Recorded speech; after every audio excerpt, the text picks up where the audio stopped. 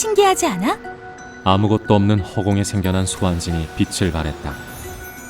소환진의 중심에 원소의 힘이 모이더니 익숙한 형체를 잃었다.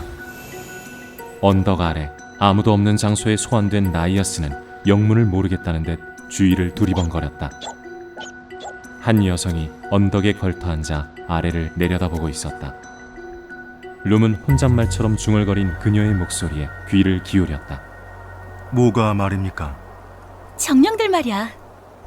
또 정령에 대한 이야기였다. 그녀는 정령에 대해 얘기하는 걸 유독 좋아했다. 룸은 자신이 알고 있는 정령에 대한 지식들을 얘기해야 하나 잠시 고민하다 말을 삼켰다. 그가 알고 있는 내용을 그녀가 모를 리 없었다. 의지를 가진 생물을 소환하려면 아무리 하찮은 생물이라도 계약이라는 절차가 필요하잖아? 하다못해 들판에 널린 아우쿠소라고 해도 말이야.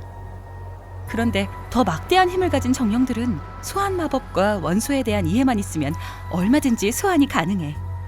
마치 엘레멘탈 마스터들이 원소의 힘을 빌려 사용하는 것처럼. 비유가 조금 이상하군요. 룸은 자신의 목소리가 너무 딱딱하게 들리지 않을까 걱정했다. 너라면 그렇게 말할 줄 알았어. 언덕 위로 불어온 바람에 그녀가 작게 어깨를 떨었다. 화이트 스폿에서 온 것 같은 찬바람이었다. 룸은 걸치고 있던 로브를 벗어주려고 했지만 그녀는 웃으며 고개를 내저었다. 그녀가 자리를 털고 일어나자 긴 머리카락이 허공에 휘날렸다. 룸은 멍하니 그 모습을 바라보았다. 나이아스는 그제서야 둘의 존재를 알아차리고 언덕을 오르고 있었다. 나이아스가 언덕을 거의 다 오르자 그녀는 피식 웃으며 소환을 해제했다. 잠시 움찔거리던 물의 정령은 이내 원소로 변해 공기 중의 만화로 돌아갔다. 그렇게 갑자기 정령을 돌려보내면 그만. 룸, 잔소리는 나중에 몰아서 들을게. 그녀는 장난스러운 표정으로 룸을 돌아보았다. 그 모습에 말문이 막힌 룸은 할 일 없이 하려던 말을 삼켰다. 둘은 언덕을 내려가 센트럴파크의 중심을 향해 걷기 시작했다. 이번 소환 의식에도 사람들이 다쳤다며? 소환 의식은 케이트의 인도 아래 그녀가 불러낸 소환수들과 서클 메이지의 다른 소환사들이 계약하는 것을 말했다. 이게 다른 존재와 계약하는 것은 소환사라면 누구나 꿈꾸는 일이었지만 실력이 뒷받침되지 않는다면 다치는 일이 비일비재했기에 긴장의 끈을 놓칠 수는 없었다.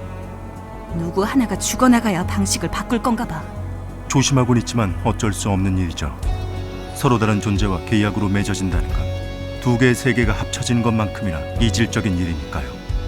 룸은 자기도 모르게 자신의 가슴팍을 매만졌다. 옷 아래로 오래된 흉터의 감촉이 느껴졌다.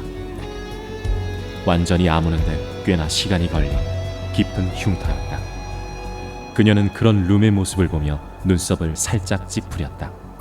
목숨을 걸면서까지 그렇게 위험하게 계약할 필요는 없잖아.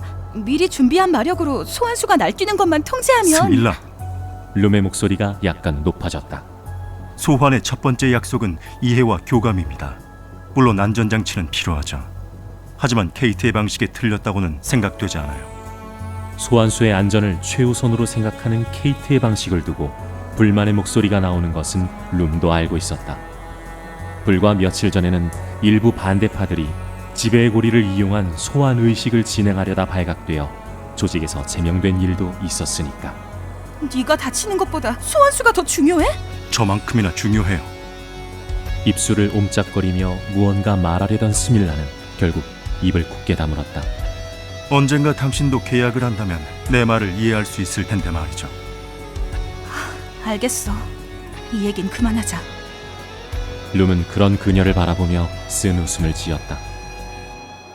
정령 소환의 조예가 깊은 그녀는 아직 다른 존재와 계약을 한 적이 없었다. 이번 회합에 대표로 나간다며? 제가 자격이 있는지는 모르겠군요. 걱정하지 마. 서클메이지에서 너보다 뛰어난 소환사는 없으니까. 스밀라는 빙긋 웃으며 그의 어깨를 두드렸다. 센트럴파크의 중심에 가까워져서인지 어디선가 싱그러운 플레음이 나는 것 같았다. 내가 장담할게. 룸! 룸은 감았던 눈을 뜨고 과거의 기억에서 빠져나왔다. 서클 메이즈에 로브를 걸친 어린 소년이 자신을 깨우고 있었다. 룸은 소년의 이름을 기억하려 애썼지만 기억이 잘 나지 않았다. 교대 시간인가요? 룸은 가부좌를 풀며 앉아있던 바위에서 가볍게 뛰어내렸다. 아니요, 곧 출발 시간입니다. 룸은 고개를 들어 하늘을 바라보았다. 명상에 들어갈 때 보았던 델라리오는 어느새 자취를 감추고 어스름한 빛이 마계의 유일한 녹지를 비추고 있었다. 이런, 사람들을 깨워야겠군요. 다들 채비를 갖췄습니다. 소년의 말대로 사람들은 야영지를 정리하고 짐을 챙긴 채 룸을 바라보고 있었다. 그가 명상에 잠긴 동안 자기들끼리 불침번을 선 모양이었다. 좀 말해주지 그랬어요. 다들 피곤할 텐데. 리더인 케이트가 센트럴 파크에 머무르며 정신적 지주 역할을 하는 동안 조직의 굳은 일들을 떠맡다 보니 룸은 어느새 자연스럽게 케이트 대신 서클 메이즈의 실무를 챙기는 위치가 되어 있었다. 그가 아무리 자신을 특별 대우하지 말라고 부탁해도 사람들이 여전히 어려워하는 건 당연한 일이었다. 방해하기 좀 그래서요. 소년은 머쓱한 표정으로 비시시 웃었다. 룸은 소리 없이 한숨을 내쉬었다.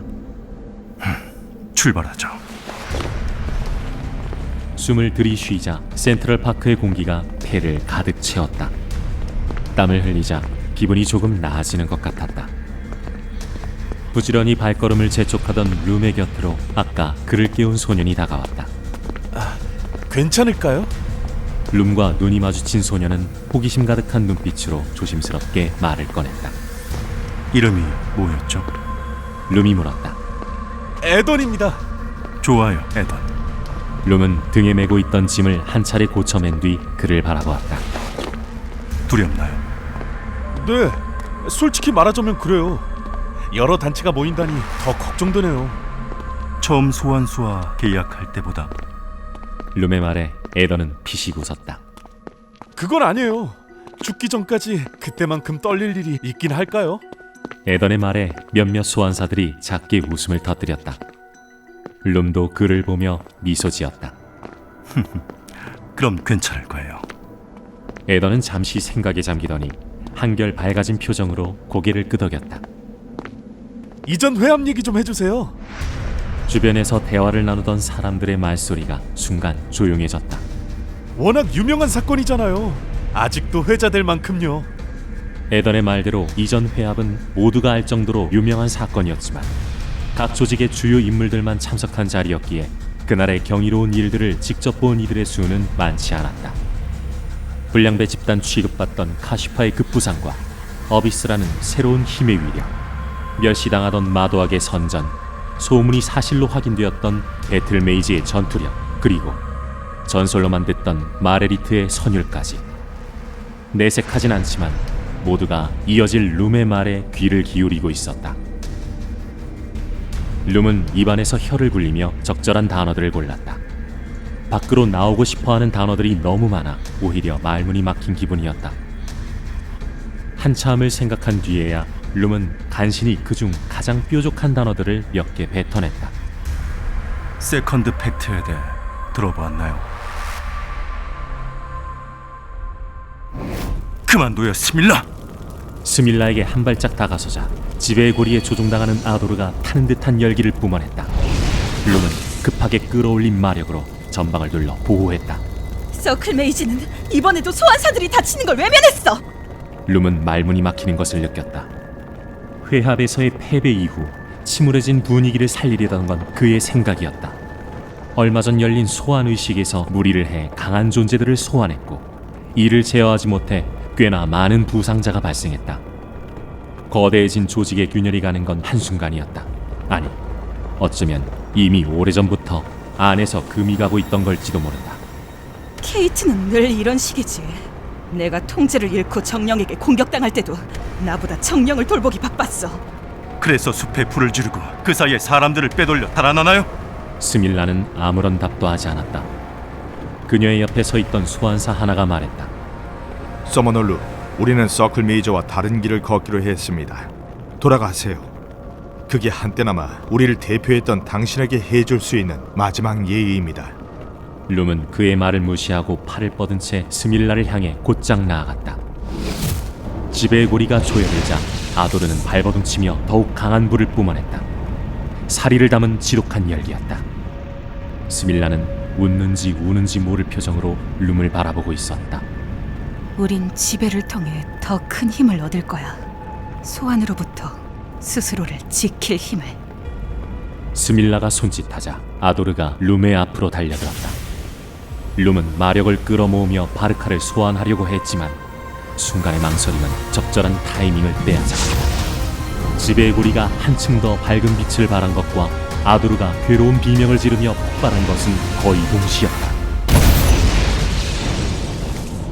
폭발에 휘말려 정신을 잃는 와중에도 룸은 멀어져가는 그들의 뒷모습에서 눈을 떼지 못했다. 언덕을 오르자 주변의 풍경이 바뀌었다. 주변의 식물들은 다른 곳보다 생명력이 넘쳐났다. 케이트가 머무는 센트럴파크의 중심부에 가까워졌다는 증거였다. 그리고 언덕 위에는 몇몇 사람들이 그들을 기다리고 있었다. 오랜만이에요, 룸 아저씨. 마중 나온 피피가 룸을 향해 달려들었다. 그녀의 활기찬 모습에 먼 거리를 걸어온 소환사들의 입가에도 미소가 걸렸다. 소식은 대충 들으셨죠? 룸은 빙그레 웃으며 피피의 머리를 쓰다듬었다. 조금 떨어진 곳에 그들을 향해 미소 짓는 케이트와 조금 불안한 표정으로 서 있는 파이의 모습이 보였다. 와줘서 고마워요, 룸. 룸은 고개를 저으며 그녀의 인사에 화답했다. 해야 할 일을 할 뿐입니다. 마계의 강대한 조직들이 할렘으로 모여들고 있어요. 테라코타의 공허의론이 또다시 회합을 제안했고요. 염치 없는 부탁이지만 이번에도 저와 함께 서클 메이지를 대표해서 참석해주세요. 언덕 위로 한 차례 바람이 불고 지나갔다. 화이트 스폿에서 불어온 것 같은 찬바람이었다. 룸은 자신들이 올라온 언덕 아래를 돌아보았다. 물론 그곳에는 아무것도 없었다.